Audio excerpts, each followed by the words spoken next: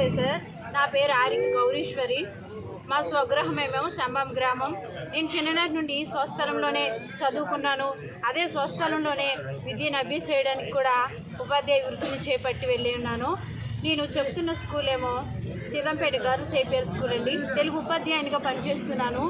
మా యొక్క ముఖ్యమైన డిమాండ్లు ఏమిటి అంటే, మేము ప్రభుత్వానికి తెలియజేసుకుంటాము ఏమిటి అంటే, మావి మూడయ్యా. అవి ముఖ్యమైన డిమాండ్లు. అది మీకు కష్టం కావచ్చు, కానీ అవి మాకు ఎంతో అమూల్యమైనవయ్యా. అవి మా ఉద్యోగ భద్రతని కల్పించడానికి మిమ్మల్ని వేడుకుంటున్నాము. అదేవిధంగా మాకు సిఆర్టీగా చేయాలని అడుగుతున్నాము.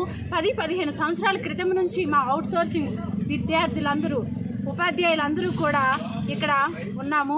వారందరికీ కూడా తక్షణమే సిఆర్టీలుగా చేయమని, 2022 పిఆర్సీ ప్రకారం మా జీతాలు చెల్లించాలని మీకు వేడుకుంటున్నామయ్యా. పాదాభివందనాలు చేస్తున్నాము. మా యొక్క అవుట్సోర్సింగ్ దాని నుంచి రద్దు చేసి తక్షణమే సిఆర్టీలుగా చేసేంత వరకు మా యొక్క ఈ నిరాహార దీక్షని మేము చేపడుతున్నాము, చేస్తాం కూడా అని విన్నవించుకుంటున్నాను. ఇంతటితో ముగిస్తున్నాను.